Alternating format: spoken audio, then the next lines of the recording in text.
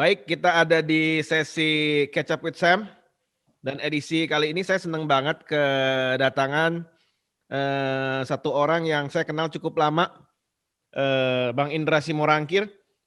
Dia bergerak banyak di bidang rehabilitasi, terutama untuk ex pecandu narkoba atau yang memang sedang struggle berjuang untuk lepas dari adiksi tersebut.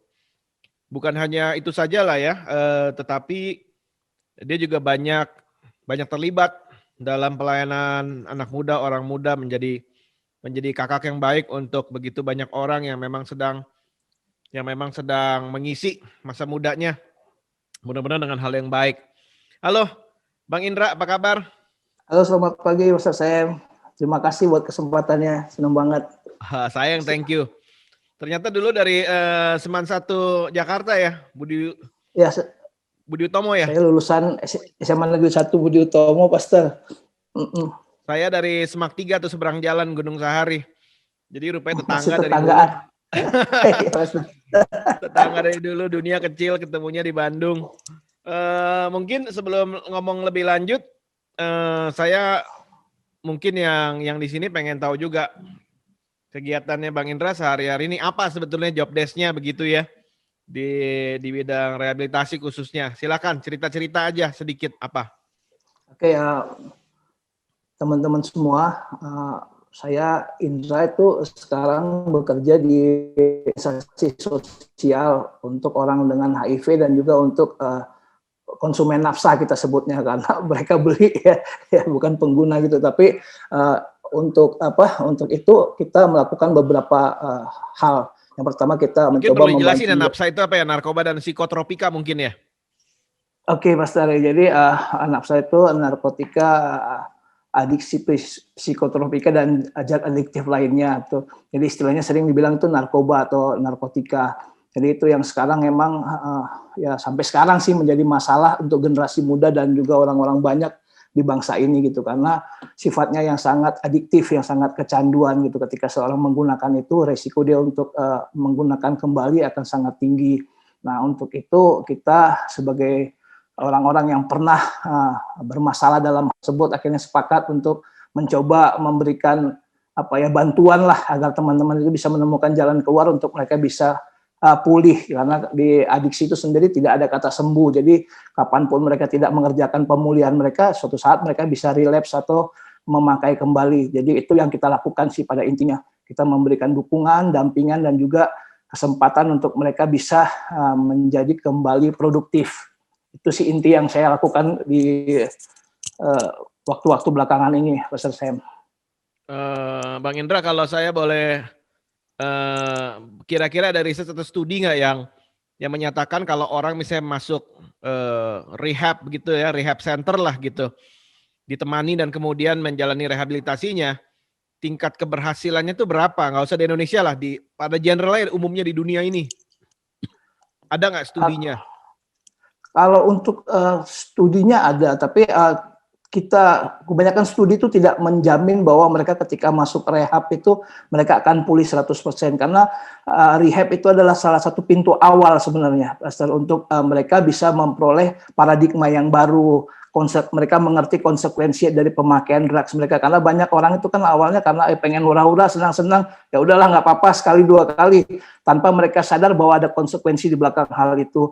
Nah, rehab itu sebenarnya adalah memberikan informasi yang menyangkut tentang drugs itu sendiri, sehingga keputusan tetap kembali ke mereka. Jadi tidak ada satu studi pun yang bisa menjamin seseorang akan bisa sober atau clean setelah dia masuk rehab. Tapi kita berharap ketika mereka masuk, mereka memperoleh informasi, mereka bisa didampingi, dan mereka akhirnya mengambil keputusan untuk berhenti. Itu yang akan mereka kerjakan seterusnya, langkah berikutnya sampai mereka nanti bisa produktif kembali. Oh, baik. Jadinya ya itu mungkin berhasil atau tidaknya ya dilihat dengan jangka yang sangat panjang sekali, mungkin begitu ya.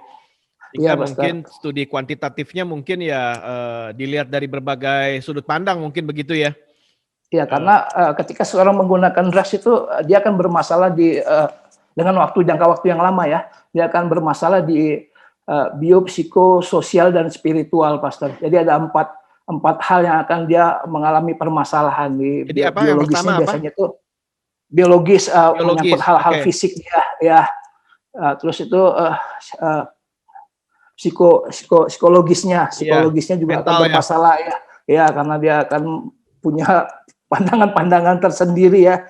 Nah, yang ketiga juga sosial, dia Iya. akan jadi orang-orang yang antisosial, yang akan menguruk ya, lebih nyaman sendiri, lebih egois gitu, mementingkan dirinya gitu. Dan terakhir itu ya akan bermasalah dengan spiritualnya.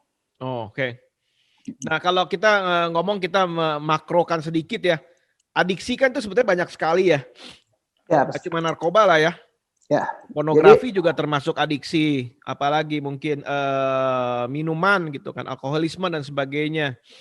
Begitu. Menurut Bang Indra sekarang nih, apa yang paling membedakan antara semua adiksi itu? Maksudnya biasanya pintunya tuh apa ya? Pintunya dari semua adiksi yang ada. Jadi kalau menurut Badan Kesehatan Dunia sih sebenarnya Pastor Sam, adiksi itu adalah suatu keinginan kuat untuk menggunakan zat dalam jangka waktu tertentu gitu. Jadi itu akan membuat penyakit ini, adiksi ini menyerang fungsi otak, bersifat kronis dan memiliki resiko kambuh yang tinggi gitu. Jadi juga ditandai dengan pencarian dan penggunaan kompulsif untuk mengetahui atau memiliki konsekuensi yang membahayakan. Jadi apapun bahasa sederhananya, apapun yang berlebihan itu sebenarnya kecanduan, Pastor. Gitu. Jadi apapun sesuatu yang kita lakukan berlebihan itu sebenarnya kita nyandu. Cuma emang tarafnya berbeda, efek kerusakannya berbeda. Jadi buat semua orang juga pasti akan mempunyai satu hal yang dia senangi. Cuma kan masalahnya berlebihan atau dia bisa manage aja itu. Jadi semua ya, termasuk pornografi, termasuk kecanduan, kopi sekalipun, teh, merokok, itu semua juga adalah kecanduan, Pastor. Iya. Jadi kan jadi nikotin ya, alkohol ya, dan tentu saja drugs gitu kan ya, maksudnya psikotropika lah ya. Oke. Ya, semua. Kalau memang itu semuanya adiktif, tapi level kerusakan nih, kalau kita ngomong level kerusakan, misalnya antara nikotin dan alkohol, dan kemudian dengan psikotropika, di tengah-tengah itu mungkin ada apa? Ada painkiller mungkin? Ada juga orang yang adiksinya tuh mungkin dia nggak sampai beli narkoba, tapi dia tuh painkiller. Seperti misalnya ya pereda rasa sakit lah ya, begitu. Tapi pemakaiannya berlebihan begitu kan. Itu juga tentu saja tidak bagus buat tubuh. Jadi sebenarnya ketika saya menangani teman-teman yang mengaku kecanduan gitu, saya akan mencoba melakukan asesmen gitu, Pastor. Karena seseorang menggunakan nafsa itu perlu digali gitu apa penggunaannya, karena ada orang-orang yang menggunakan ketika dia pengen enjoy, tapi ada orang-orang yang menggunakan karena mungkin luka batin, misalnya ada permasalahan yang berat, ada segala macam, akhirnya dia menggunakan itu. Nah, yang diberesin kan sebenarnya bukan buahnya, tapi akarnya, bukan akibat dari kecanduannya, tapi adalah kenapa dia bisa menggunakan itu yang diberesin sih. Jadi kayak painkiller segala macam itu semacam substitusi aja sih, pelarian, karena dia merasa ketika dia menggunakan itu dia nyaman, padahal sebenarnya konsekuensinya dia melarikan diri dari masalah dengan menambah masalah yang lain gitu, Pastor. Iya. Kebanyakan karena pengen coba-coba atau memang ada latar belakang luka seperti itu? Kebanyakan gimana? Iseng? Atau memang coba-coba doang atau memang pelarian? Lebih banyak yang mana? Jadi kalau di Indonesia itu sendiri sih, di kita lah bahasanya itu ya kebanyakan itu rekreasional, pengen coba-coba gitu karena gaul, dan juga emang tadi ada pelarian. Itu dua kasus yang sangat banyak sih di kita. Jadi kan karena Indonesia ini orangnya pengen gaul, pengen ikut mode, pengen dianggap gitu ya. Jadi itu mereka juga akan dengan dengan mudah beresiko untuk terlibat dalam penggunaan zat. Oh. Baik, kalau misalnya nih antara 0 sampai 10 ya, angka 1 sampai 10 lah. Antara nikotin, alkohol, dan psikotropika, itu tingkat adiksinya tuh berapa kira-kira lah, kalau kira-kira kita angkakan demikian. Nikotin, alkohol, dan kemudian zat psikotropika. Saya rasa kalau menurut saya pribadi ya, Pastor ya, nikotin ini ya paling tinggi gitu, karena udah jelas-jelas ada larangannya aja di kotaknya, orang masih hisap gitu ya. gimana kita bicara tentang hal-hal yang kayak narkotika yang emang di pasar gelap gitu, yang nggak kelihatan gitu, yang terang aja orang masih tetap menggunakan gitu. Jadi emang konsekuensi untuk nikotin itu emang lebih banyak, tapi emang kadar efeknya mungkin jangka panjang. Jadi ada perbedaan. Tapi ketika dia menggunakan drugs, apalagi drugs yang ilegal, kita tidak tahu tuh, tidak ada BP POM yang menguji ininya. Jadi semua orang dia buat drugs sendiri gitu. Jadi campurannya kita tidak jelas, efeknya kapan, ya itu yang berisiko lebih cepat sebenarnya merusak. Apalagi beberapa drugs itu kimia gitu yang emang tidak bisa masuk ke tubuh gitu, dan ketika dipaksakan tentu efeknya lebih berat. Tuh, Buster. Oh, jadi merusaknya tuh jauh lebih cepat, lebih itu ya, lebih drastis begitu ya? Ya, yang kimia biasanya lebih cepat, karena beberapa kasus kalau kayak rokok kan dari tembakau campuran sedikit sampai sekarang juga banyak lah orang yang merokok dari zaman dulu, orang-orang tua kita itu sempat merokok dan mereka masih sehat. Tapi yang drugs emang kalau mereka tidak berhenti biasanya berujung dengan sakit penyakit atau ya meninggal. Wow.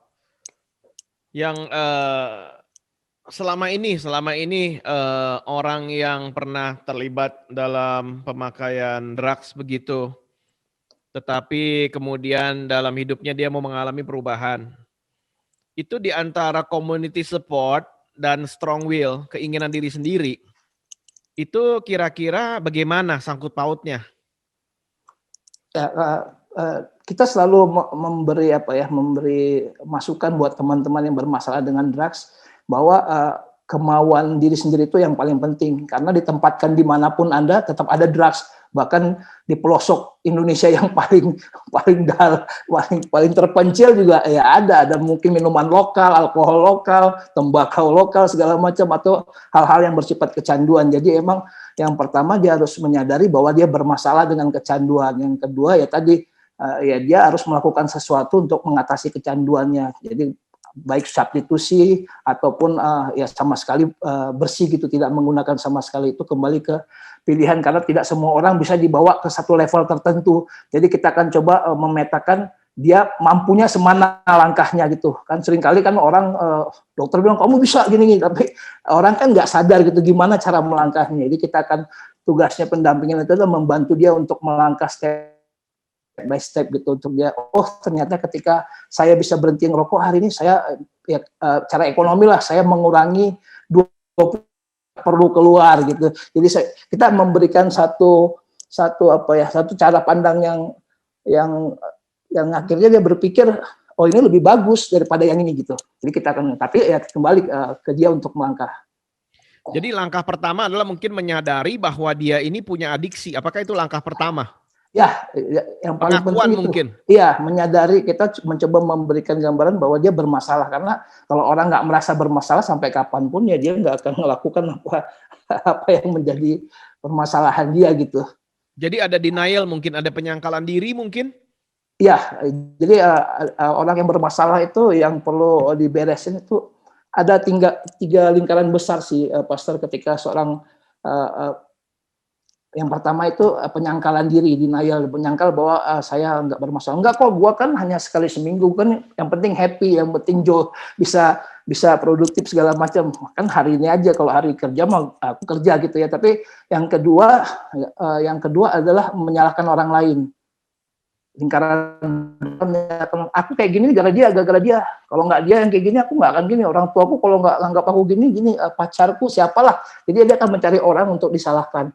Jadi saya mulai karena dulu saya kesel karena gini, ya dia triggernya karena itu gini gitu ya. Iya, atau ya tadi saya dulu nggak mau sebenarnya, cuma ya si Indra mah ngajak-ngajak mulu, tiap hari nawarin.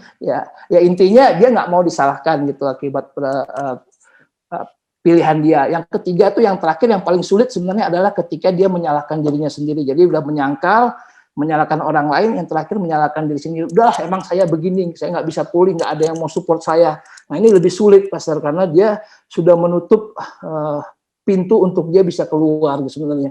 Jadi karena itu akan cenderung punya efek merusak. Dia akan lebih senang menyakiti dirinya, lebih senang mengunci dirinya. Itu yang lebih sulit. Jadi ketiga lingkaran ini emang harus diberesin dalam hidup seorang yang mengaku pecandu gitu, karena dia harus tidak menyangkal, harus mengakui bahwa saya tidak berdaya atas kecanduan. Yang kedua, ya ini pilihan yang saya ambil, ada resikonya, saya tidak menyalahkan orang lain. Yang ketiga, ya akhirnya saya mengerti bahwa ini adalah konsekuensi dari apa yang saya lakukan dan saya mau berubah. Ini yang emang secara teori mudah diucapkan, tapi secara pelaksanaan itu ya seperti circle ya, akan berputar terus. Makanya harus ada pendampingan terus, harus dia mempunyai satu source untuk dia bisa tetap kuat atau semangat gitu, Mas. Oh, jadi kalau kita balik ke denial dia bisa bilang bahwa sebetulnya saya bisa keluar kapan aja dari sini kalau saya mau begitu. Itu paling banyak, begitulah ya. Itu paling banyak, Master. Saya kan minum bir cuma 2-3 botol aja sehari, nggak masalah lah gitu ya. Tapi tiap hari, Master, selama udah puluhan tahun ya, saya rasa ya kalau di kita sih ya, selama kamu tidak mengurangi hak orang lain ya nggak masalah. Tapi kan itu harus digali kan, apakah keluarganya keberatan, karena dia kan biasanya senternya ya me, myself and I, saya nggak peduli orang lain, saya nggak nyusahin orang lain. Nah itu sih. Jadi bisa satu lagi, oh ya, silakan. Kalau bicara kecanduan itu nggak ada menurun, itu akan makin naik gitu. Kayak dulu kita kan belajar satu hal, misalnya SMA, kita mau pengen bolos 1 hari, tapi kan nggak ada sama sekali, Pastor. Udah bolos sekali, besok pelajaran apalah gitu yang kita tahu kita nggak suka, kita akan cenderung bolos kembali, dan tanpa sadar itu tadi hal-hal yang baik, hal yang harusnya ada di hidup kita mulai berkurang sampai akhirnya ya kecanduan itu yang mengisi hidup kita akan nyaman di situ tiap hari di area itu. Jadi denial itu dia bilang bahwa dia bisa keluar dengan ya kalau saya mau mah kapan saja saya bisa berhenti, tapi pada kenyataannya nggak berhenti juga begitu ya, kan? Dari tahun lalu, dari 2 tahun yang lalu ngomongnya gitu ya, tetap aja masih di situ, Master. Ya, tapi ada nggak orang yang apakah ini dalam sebagai bentuk denial juga? Dia ini nggak nyalain orang lain, nggak nyalain diri sendiri, dia cuma bilang saya suka dan saya nggak mau keluar. Dia menyadari mungkin kalau itu salah. Dia bilang dia nggak nyalain orang lain, dia nggak nyalain diri sendiri, tapi dia bilang saya tuh enjoy. Itu termasuk denial atau termasuk apa nih kira-kira? Ya ada orang-orang seperti itu, ada Pastor ya. Selama ekonominya mencukupi, selama dia masih mendapatkan barang, dia akan mengaku bahwa dia enjoy gitu. Tapi ada titik-titik tertentu ya, semua manusia kan cenderung menutupi apa yang menjadi kekurangan dia ya, Pastor ya. Jadi tetap denial ya, karena dia tetap denial. Semua emang kita tidak bisa memaksakan untuk membantu dia. Gimana kita mau nolong orangnya nggak mau dibantu. Tapi ya tadi tugas kita adalah memberi informasi ya. Kita berharap, kita berdoa dia dapat pencerahan di tengah jalan dan dia akhirnya ngerti bahwa itu bermasalah dan dia mau datang. Karena seringkali ketika orang bermasalah dengan drugs, yang datang selalu diskriminasi dan stigma bahwa lu nggak bisa beres, lu nggak bisa ini, sehingga dia akan nyaman di situ tadi, yang masuk tadi akan menyalahkan diri sendiri. Udahlah, nggak ada orang bantu saya, nggak ada orang ini, karena yang datang selalu punishment, yang datang selalu penghakiman, Pastor. Oh, berarti tadi statementnya menarik tuh. Kita nggak bisa kalau dalam hal ini kita nggak bisa terlalu banyak nolong orang kalau dia sendiri nggak mau ditolong. Siap.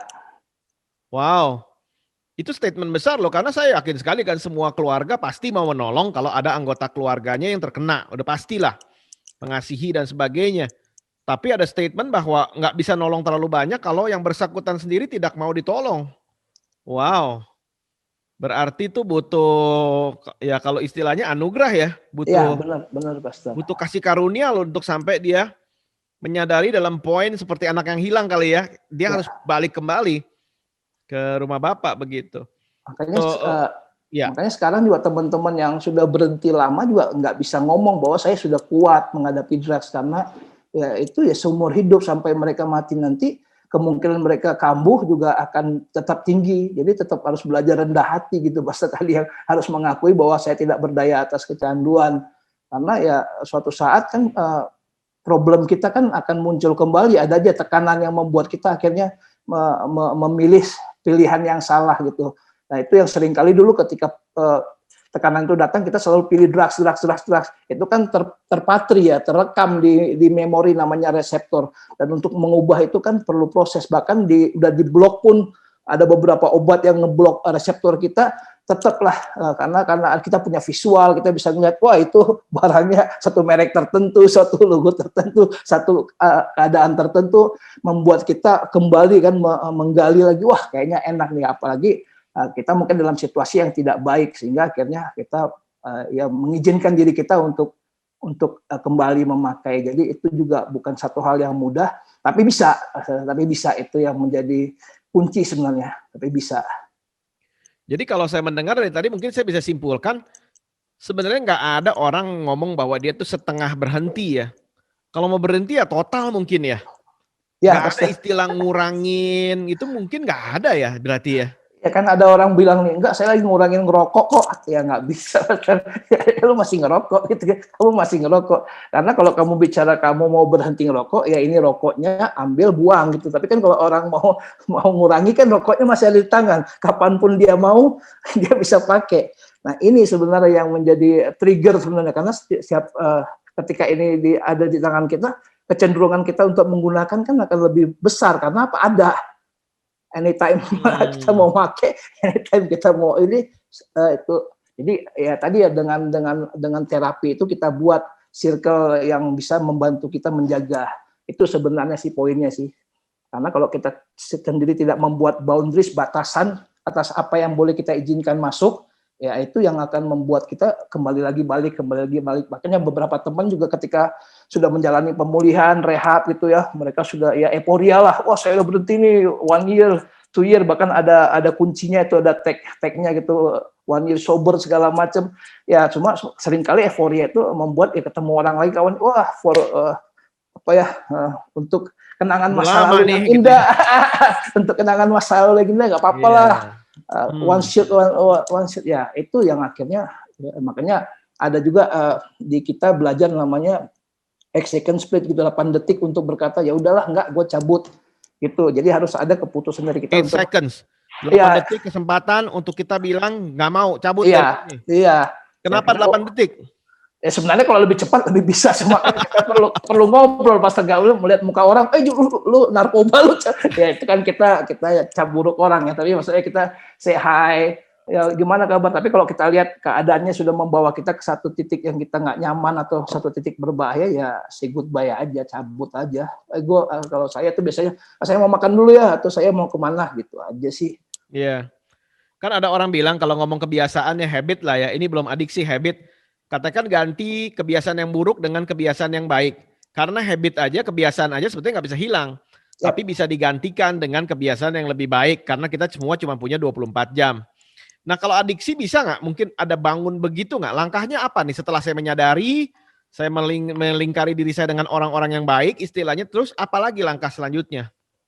Ya itu sama sih sebenarnya Pastor, karena itu kan habit ya, tanpa adiksi itu adalah suatu kebiasaan yang diulang-ulang sehingga jadi kecanduan, ada nggak ada harus ada gitu. Jadi yang pertama itu ya, istilahnya rekreasional. Jadi kalau nggak ada kalau hanya kumpul dia make gitu. Tapi yang kedua dia masuk situasional, untuk acara-acara tertentu, ulang tahun, ya hari malam minggu nongkrong sama teman, ke klub, ke kafe, itu ya itu mulai situasional. Jadi setiap dia melihat momen situasional, dia akan cenderung untuk ikut menggunakan gitu. Tapi tanpa sadar, karena terus-menerus itu akan menjadi intensif. Intensif itu ya mau di rumah, kalau ada di pekerjaan, untuk hal-hal tertentu, kayaknya gue perlu drugs ini sebagai doping gitu, sebagai biar santai lah kalau zaman sekarang, biar enjoy, biar santuy gitu ya. Ada beberapa orang yang akhirnya menggunakan itu. Sebenarnya kalaupun tadi yang Pastor saya bilang, saya balik ke belakang, kalau dia menggunakan obat-obatan tapi emang dia memerlukan itu karena terapi, nggak masalah. Cuma banyak orang mengambil langkah itu tanpa konsultasi dengan ahlinya, itu yang jadi bermasalah, karena itu terjadi penyalahgunaan, ada efek samping yang tidak bisa diukur gitu. Jadi ada orang, emang beberapa orang itu dengan dengan lahir dia lahir dia itu perlu bantuan pengobatan untuk yang menyangkut psikologi atau psikisnya, tapi yang banyak orang akhirnya mengambil jalan pintas untuk menggunakan tanpa ahlinya, itu yang akhirnya jadi kecanduan. Dia akan memilih untuk menggunakan. Nah, yang terakhir itu sudah masuk di fase kompulsif. Ada nggak ada harus ada. Nah, ini yang biasanya akan bersinggungan Dengan mengorbankan segala cara seringkali ya. Dengan hukum, dengan segala macam. Bahkan yang terakhir itu kemarin di satu kota di Sumatera itu dia bakar rumahnya, yang kebakar 17 rumah yang lain gitu kan. Nah, itu ya tanpa dia sadar sih sebenarnya. Mungkin dia biasa drama gitu, acting. Kalau zaman dulu kan ini ya saya dikit lah gitu, kalau saya minta duit sama orang tua gitu nggak dikasih, saya banting pintu kenceng, makin nggak dikasih banting barang jatuh pecah. Jadi orang tua menimbulkan ketakutan sehingga orang tua ya udah kasihlah biar nggak dia rusuh gitu, biar segera keluar gitu. Tapi kan tanpa sadar itu jadi perilaku, jadi habit tadi Pastor yang akan membawa dia yang melakukan hal itu terus, karena di memori dia cara mendapatkannya shortcutnya udah terbentuk gitu. Pokoknya gini nggak mau tahu yang lain. Nah, itu yang kita akhirnya belajar untuk mereka harus punya substitusi atau harus punya kebiasaan yang lain yang lebih baik. Nah, itu biasanya itu diajak diskusi sih, karena kita tidak bisa mengganti kebiasaan orang tanpa kita menggali apa yang menjadi kesenangan dia. Karena percuma kalau kita misalnya, wah semua harus olahraga, kebetulan saya suka main bola, semua harus main bola di tempat saya. Ya nggak semua orang suka main bola, dia akan main bola pada saat dia karena takut akan aturan. Tapi sebenarnya dia nggak suka. Jadi kita harus menggali secara personal apa yang menjadi kesukaan dia, sehingga ketika kesukaan itu dilakukan, itu akan melebihi rasanya menggunakan drugs atau keuntungan menggunakan drugs, dengan pemahaman bahwa ketika saya berolahraga saya sehat, ketika berolahraga saya bisa diterima oleh lingkungan saya. Itu akan menggantikan tadi yang pemahaman bahwa aku nggak diterima lagi kok, aku udah dicap maling, dicap ini, dicap buruk ini. Nah, pelan-pelan itu akan membangun kepercayaan dirinya, dan dia akan merasa aku berguna kok, aku bisa melakukan banyak hal yang lebih baik. Nah, itu jadi ketika tawaran itu datang, ya minimal dia berpikirlah untuk memilih. Kalau dulu kan nggak langsung gaspol, Pastor. Sekarang dia memilih, enggak lah, aku kan udah oke lah, aku udah dipercaya untuk bekerja di sini gini. Ya walaupun ada satu dua tetap yang kembali menggunakan pilihan itu. Tapi ya kalau ruang itu nggak ada kan, ya akan sulit untuk mereka bisa pulih. Iya. Kalau kita ngomong tentang relapse, jadi kan nggak ada orang yang sebetulnya kan bisa sombong ya, saya sudah bebas 100%. Karena tadi kan dibilang bahwa mungkin terjadi namanya relapse, artinya ada keinginan kuat kembali untuk mencoba atau bahkan terjun langsung ke situ ya. Jadi relapse itu biasanya di-trigger mungkin yang tadi ya, memori masa lalu atau ada momen-momen tertentu ya. Ini kayaknya smell ini familiar, suasana ini familiar, atau ada rasa romantisme mungkin dulu begitu. Jadi itu nggak boleh itu sebetulnya nggak boleh disepelekan ya, relapse itu, karena bisa terjadi kepada semua orang yang mengalami adiksi ya sebetulnya. Ya, Pastor, makanya di treatment itu atau di perawatan itu atau di pendampingan untuk untuk rehabilitasi itu emang diajarkan gitu. Apa-apa aja sih trigger yang bisa memicu kamu kembali, tapi itu kan secara general, tapi si orang itu juga harus menggali sebenarnya dirinya, karena ya ada beberapa kasus nih, teman dipaksa masuk rehab oleh keluarganya. Selama di rehab dia dapat teman, dapat dukungan, dia dapat kepercayaan diri, merasa dikasih tanggung jawab. Nah, pulang kembali nih ke keluarga nih, ya kan, bapaknya masih melihat dia yang lama, karena selama ini kan masih nggak pernah ketemu, masih ya memberikan statement-statement yang maksudnya memojokkan, lu nggak bisa, lu gini. Jadi itu juga makanya ketika pemulihan itu emang bukan hanya si klien atau si orang tersebut yang diajak ngobrol, biasanya orang terdekatnya juga harus diberi pemahaman sehingga ada satu komunikasi yang terbangun kembali. Karena seringkali gini, Pastor, ketika seseorang bermasalah dia selalu ditempatkan di tengah oleh keluarga. Tuh kan, ya kayak gini nih, semua orang menudingkan jari ke orang tersebut. Nah, ketika dia pulih, harusnya dia dimasukkan dalam lingkaran keluarga. Jadi dia nggak di tengah. Tapi seringkali ketika dia pulang dari rehabilitasi, selalu kembali ditempatkan di tengah. Ayo, mau ngapain dia nih? Ayo, mau pulang kemana dia nih? Diawasi. Sehingga ya tadi situasi nggak nyaman, situasi yang membuat dia merasa, kok kayak gini lagi ya? Aku udah berusaha, aku udah coba cari itu. Jadi itu yang seringkali membuat orang tadi ya mungkin akan kembali menggunakan, karena dia akan cenderung kembali ke pola lamanya ya, Pastor ya. Karena kan rehab nggak pernah ada rehab puluhan tahun, nggak rehab, paling lama setahun. Bahkan sekarang udah 3 bulan, 6 bulan udah bisa udah bisa beraktivitas. Tapi sebenarnya kan yang bukan itu, tapi gimana satu setting lingkungan, satu setting diri yang harus dipersiapkan untuk dia bisa mengerti bahwa konsekuensinya tetap ada, kembali pilihannya ke kamu. Kalau saya mau ambil misalnya nih pola pikir keluarga ya. Tapi kan kalau mau ngomong fair, keluarga kan juga berhak untuk berhati-hati dong. Karena dulu memang faktanya dulu pernah ada barang yang hilang. Misalnya, pernah ada barang yang dicuri, ada perbuatan-perbuatan kurang menyenangkan di rumah. Dan sekarang keluarga nih kedatangan satu orang dari rehab, menyatakan bahwa dia sudah clean selama beberapa bulan ini misalnya. Tapi kan keluarga juga mempunyai trauma. Masa lalu juga kan, nggak cuman yang bersangkutan ini, tapi keluarga. Nah, oke, sekarang diterima sebagai bagian dari lingkaran, artinya kamu nanti equal, kamu ini sama dengan kita. Tapi gimana cara menjembatani dan membuat seimbang ini, keluarga juga harus hati-hati kan, karena untuk membalikan trust itu juga butuh waktu. Ya itu yang kita ajar juga ke teman-teman bahwa kita nggak bisa minta kepercayaan itu diberikan gitu. Nah, Jadi untuk bilang kita pulang bilang, oh ya saya sudah I'm free of drugs 17 sampai sekarang juga saya 18 tahun tidak menggunakan heroin. So pulang nyokap saya kalau ada tasnya selalu cenderung untuk kunci, itu saya bilang kenapa dikunci? Mama teringat maaf ya kayak. Tapi kan itu perlu waktu Pastor untuk sampai ke titik itu 18 gitu ya. tahun. Iya, 18 tahun padahal. Iya, 18 tahun. Iya, setiap dia mau pulang dari, saya habis pulang sama dia kalau ke Jakarta ya gitu ya, pulang dari makan atau apa dia masukin tas, dia selalu kunci gitu lemarinya. Ingat dulu gitu, kalau nggak dikunci hilang gitu. Saya nggak bisa menyalahkan itu gitu. Ya itu yang tugasnya kita untuk memberi informasi kepada teman-teman bahwa ya kita nggak bisa minta kepercayaan karena kepercayaan itu kamu berikan gitu. Gimana kamu bisa dipercaya? Jadi selama dia ada di proses pemulihan ya dia harus bisa dipercaya gitu. Jadi itu yang harus penting karena ya tadi kalau tidak bisa ya akan ada konflik gitu, komunikasi juga kan nggak bisa berjalan.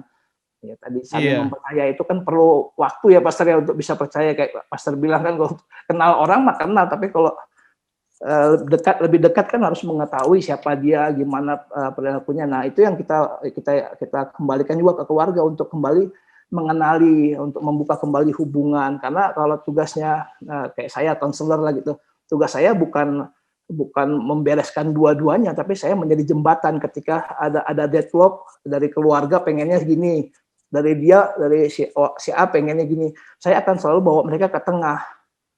Oke, masalahnya ini bapak bilang anak bapak nggak mau berubah, anaknya bilang oh bapaknya killer gini-gini, mau semua keinginan dia otoriter gini-gini. Nah, apa yang bisa dikerjain? Nah, udah mereka mulai ada komunikasi, saya mulai pelan-pelan mundur. Sehingga jembatan bridges-nya itu, jembatannya kembali tersambung. Tapi memang proses. Wah, berarti dua belah pihak ya. Kalau begitu saya melihatnya keluarga juga harus diedukasi gaya komunikasi juga ya. Iya, semua hal-hal yang gitu harus dikomunikasikan. Karena gini, ada orang-orang keluarga gini, ya contohnya, saya nggak nyalahkan sih, ini sifat keluarga, apalagi orang tua bisa kan, kamu harus jadi ini, kamu nggak boleh ngerokok, tapi sambil bapaknya sering ngerokok, kamu nggak boleh ngerokok ya. Ya satu sisi emang ya nggak berhak sih, nggak apa-apa dia ngomong, tapi kan ya dia tidak mencontohkan satu hal yang baik sehingga anaknya ya, kalau saya nggak boleh, Anda boleh. Ya mungkin waktu kecil dia akan mendem itu, tapi semakin besar dia akan punya pola sendiri. Oke, awas ya sampai besar nanti ya saya udah mandiri, yang nggak Pastor saya bilang tadi. Ini saya kok nggak ada urusan sama kamu, saya nggak bermasalah. Ya itu yang akhirnya membentuk karakternya. Nah itulah tadi yang harus dipermak lah ya, tanda kutip ya.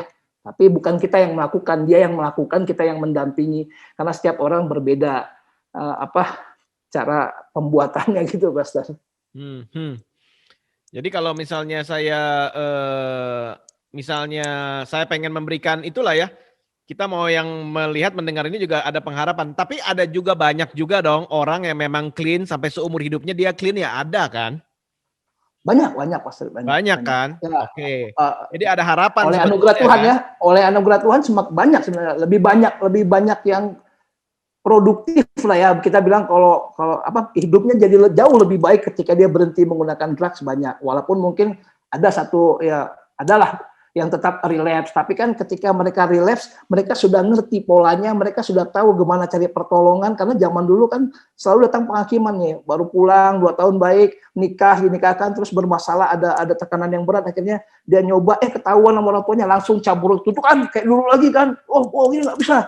Tapi ya, itu yang akhirnya gimana akhirnya dia ngerti bahwa ya, ini bagian dari recovery, bagian dari pemulihan, bahwa ada satu hal yang tapi ya tadi ya saya harus balik lagi gitu ke petnya gitu loh, yang membuat saya bisa bangkit lagi. Jadi kalau saya bilang tuh sama teman-teman sama anak-anak, ya alarm lu dinyalain gitu loh, karena seringkali dulu waktu kita jadi pemakai alarmnya ada tapi mati. Nah, sekarang latihan untuk nyalain alarm. Walaupun bunyinya kecil, tapi minimal kamu dengar ketika kamu bahaya, kamu tahu itu ada alarm bunyi. Nah, masalahnya kamu mau respon apa enggak, ya kembali ke kamu. Karena ilmunya udah ada, kemampuannya udah ada, caranya sudah tahu, mau apa enggak, itu aja sih, Master. Iya. Nah, ini membantu nggak? Sekarang kan Bang Indra 18 tahun clean dan sekarang jadi konselor. Membantu nggak kalau memang orang memang sudah pernah terlepas dari itu, dia mulai membantu orang lain gitulah. Sebagai konselor atau mau full time, mau part time, mau volunteering di mana, itu membantu nggak sebetulnya untuk diri dia sendiri begitu loh, kira-kira? Ya, di awal kenapa saya memutuskan sebenarnya menjadi konselor itu membantu, karena saya sebenarnya lagi memasang perangkap sih, Pastor, buat diri saya gitu. Karena ketika saya ngomong ke orang kan saya harus mencontoh gitu ya. Jadi di awal dulu mungkin awalnya adalah untuk menjaga pemulihan saya supaya saya aman gitu, ada di zona nyaman gitu. Jadi kalau orang, saya habis konselingin orang, saya habis ngomong sesuatu yang itulah yang yang baik di seminar gitu kan, orang kan akan lihat itu tadi Bang Indra yang ngomong jangan pakai drugs, jangan merokok segala macam. Nah, itu kan menjaga saya sebenarnya. Jadi ketika saya aneh-aneh, ada orang, lu bukannya tadi seminar ngomong, itu saya masuk itu. Nah, itu sebenarnya awal yang saya memasang batasan-batasan dalam hidup saya, sehingga ya mungkin saya nggak bisa all the time jaga diri saya, tapi saya mulai set orang-orang yang mungkin akan mau bantu saya mengingatkan gitu ya, Pastor ya. Jadi itu harus perlu, karena seringkali orang merasa bisa sendiri, akhirnya ya tadi kelabakan sendiri karena dia mau jadi superhero gitu ya. Ya itu yang sulit gitu, karena ya nggak ada yang superhero di dunia ini gitu. Jadi itu yang saya lakukan. Tapi dalam melakukan itu akhirnya saya menemukan kecintaan bahwa kok bisa nolong orang itu kayak seneng ya gitu ya. kok seneng. Terus saya juga berpikir, kok saya bisa jadi baikin tanda kutip ya, jadi pulih gini. Ini saya lihat mentor saya lihat orang-orang yang berkontribusi dalam kehidupan saya. Wah, asik juga nih ternyata ya, walaupun kita bukan bicara materi, tapi kepuasan yang didapat segala macam itu beda gitu, Pastor, ketika melihat teman bisa keluar dari kecanduan, ketika dia tidak mencuri lagi, tidak bermasalah dengan hukum, bangun pagi itu senyum gitu ya, bangun pagi ada smile gitu, ada jokes gitu, jadi enak gitu. Nah, itu membuat saya akhirnya mulai masuk ke situ. Tapi ya dengan perjalanan waktu akhirnya itu jadi habit kali, jadi karakter. Kalau orang minta bantuan mau nggak mau ya udah otomatis gitu keluar gitu. Saya akan senang ngobrol sama orang, senang mencoba memberikan pandangan view buat orang tersebut. Tinggal saya sekarang belajar pintu masuk tiap orang kan beda, Pastor.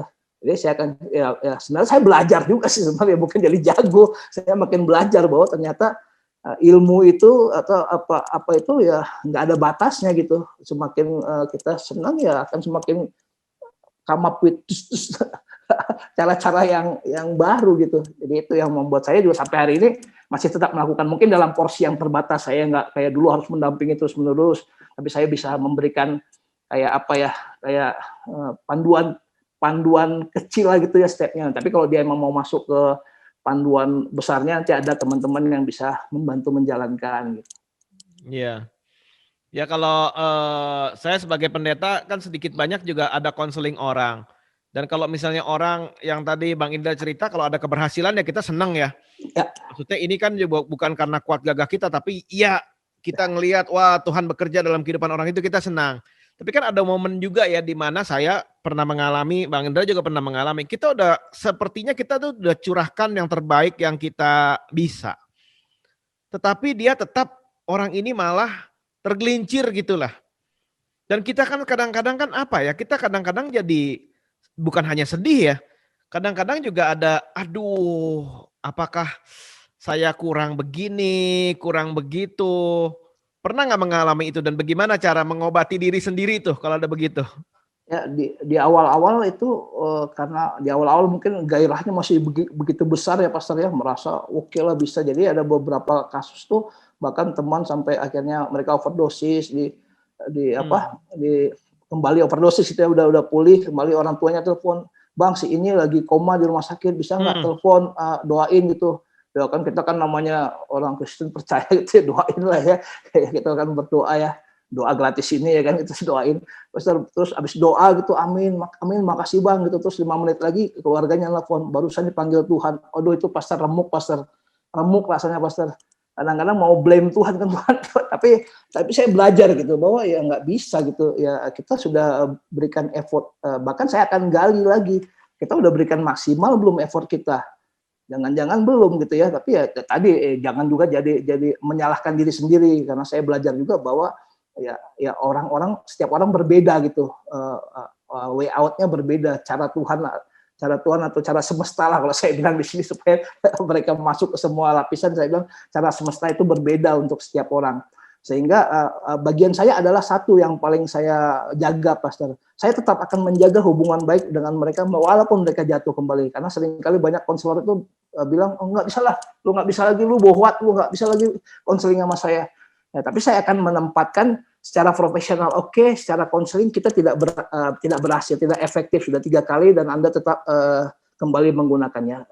Mungkin as a profesional kita berhenti, quit, tapi as a friend, as a buddy, as a support system, saya akan ada terus sampai kapanpun. Jadi sampai sekarang jam 1 malam, jam 2 malam, kadang-kadang mereka telepon, ada beberapa teman masih masuk kembali ke penjara itu, bahkan SMS atau Messenger, Bang, ada 50.000 nggak bang isi pulsa gitu ya, saya lihat kebutuhannya, kalau sekali oke lah, tapi kalau udah tiap hari kan berarti udah ada modus kan, saya akan bilang aku nggak punya uang. Tapi kalau saya akan mencoba tetap menjaga hubungan tanpa menyakitkan, karena saya percaya mereka punya kerinduan untuk pulih, mereka tetap punya kerinduan untuk sembuh, tapi ya tadi mungkin ada satu hal yang menutupi mata mereka untuk sementara ini, yang nggak bisa membuat mereka melihat.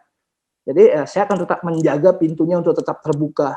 Mana tahu hambatannya kebuka, mereka bisa masuk.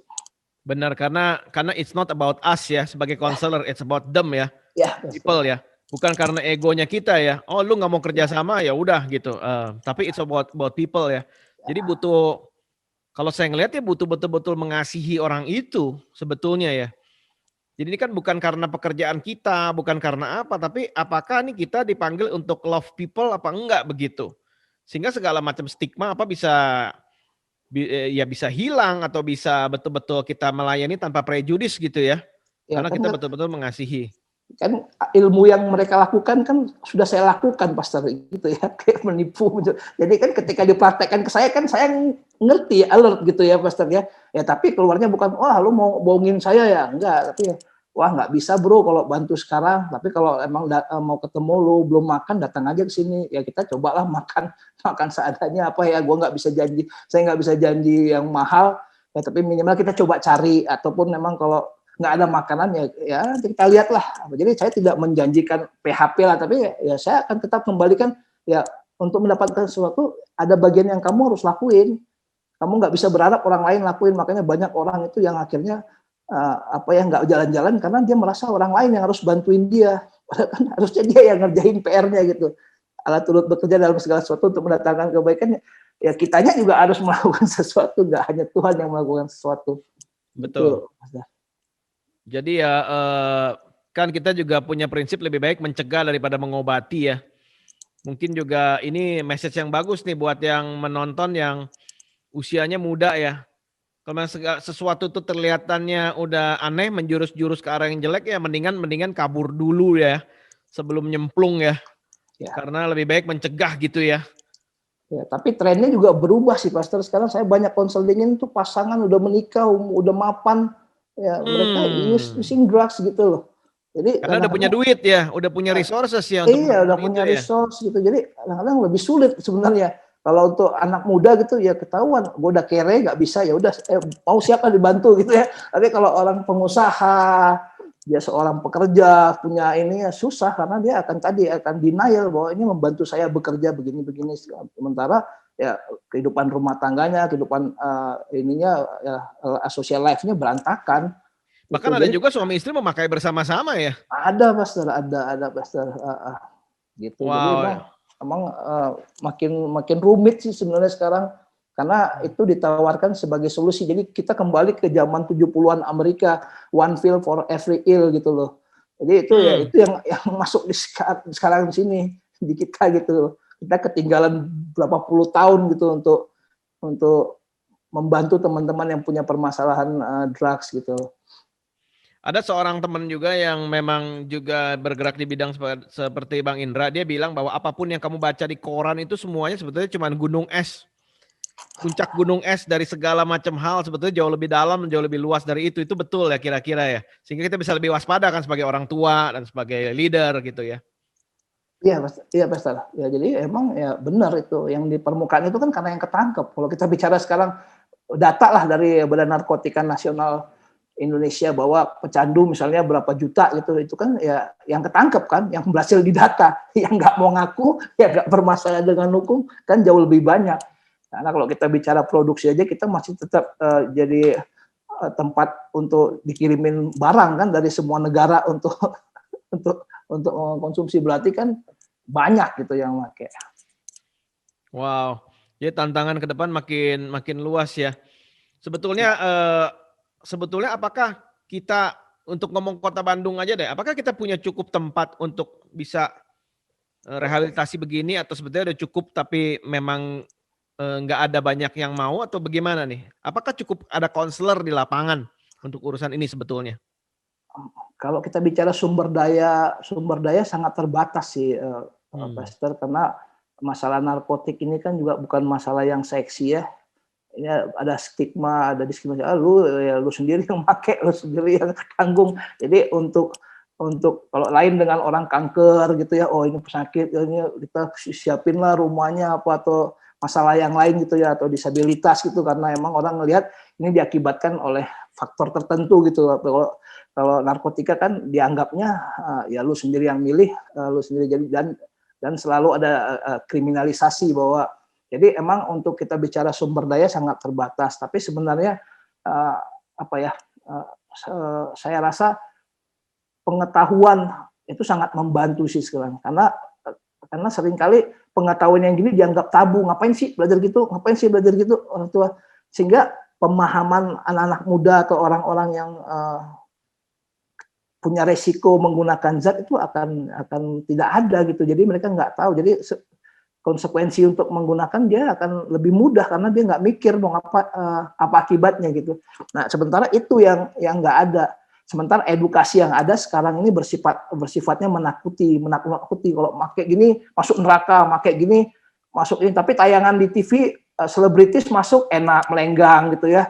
Itu kan kadang-kadang membuat orang umum ya tanda kutip orang umum nggak apa-apa lah itu mereka masuk direhab. Ya, kita nggak tahu sistem yang di sana, bukan saya nyalahkan sih satu sistem, tapi ya akhirnya pemahaman orang tentang satu pesan penting yang disampaikan jadi blur, jadi hilang karena apa tadi tidak tersampaikan dengan baik. Jadi mungkin edukasi apalagi di keluarga kecil lah itu sangat penting sih, apalagi zaman sekarang sangat mudah mencari informasi, sangat mudah menggoogling segala sesuatu ya. Kenapa kita nggak mulai dari hal itu? Karena kalau biasanya kita ngikutin zaman dulu kan kalau duduk ada mitos oh jangan duduk di pintu nanti jauh jodoh itu yang terus diulang sampai sekarang, sementara ilmu pengetahuan itu berkembang pesat tapi informasi yang disampaikan selalu itu saya nggak tahu salahnya di mana, tapi ya saya rasa setiap orang harus belajar sih karena banyak orang keluarga kita nggak ada gitu juga perlu belajar, tapi ketika nanti tiba-tiba ada bingung dia karena apa dia nggak ngerti. Wah, jadi edukasi aja harus holistik saya rasa, bukan hanya di sekolah-sekolah sejak dini tetapi orang tua dan sebagainya juga harus aware ya. Ya harus punya pemahaman gimana karena tadi fungsi keluarga itu kan sebenarnya fungsi inti ya Pastor untuk bisa menangkal pertama hal-hal yang buruk lah gitu karena tadi di situ Wow. kan orang bisa merasa diterima, orang bisa merasa nyaman, bisa curhat. Jadi saya juga senang juga sih waktu dengar pastor Sam bilang anak pastor mau nyobain alkohol, pastor ikut ngomongin itu ya. Maksudnya ketika dia punya masalah dia kan ngomong ke pastor, bukan kalau orang yang lain yang kenalin dia kan ngomong ke. Kalau saya dulu kan akhirnya saya dapat kenalnya dari orang lain, jadi saya akan balik ke dia lagi. Yang kemarin kayaknya gini rasanya, wah kurang lu banyakin. Tapi kalau yang orang yang menyayangin dia, orang yang mengasihi dia, orang yang care sama dia kan tidak akan menyarankan sesuatu yang seperti itu gitu. Jadi itu mungkin sih, tapi emang tadi ya perlu semua orang terlibat sih sebenarnya. Iya, iya. Ya orang tua memang harus mengajarkan dan kemudian kasih lihat ya. Dia dapat sedini mungkin dari orang tuanya kasih lihat segala macam contoh baik. Wow, udah hampir sejam nih kita ngobrol Bang Indra. Saya sendiri belajar banyak. Thank you so much dan saya yakin yang nonton juga yang semua yang mendengar juga seenggaknya ada awareness lah ya, mulai memikirkan ini dan kalau bisa membantu kontribusi apapun dalam masyarakat juga tentu saja di welcome ya. Thank you so much loh Bang Indra untuk waktunya. Sama-sama Pak Nanti kalau ada topik lain seputar ini kita akan ngobrol-ngobrol lagi.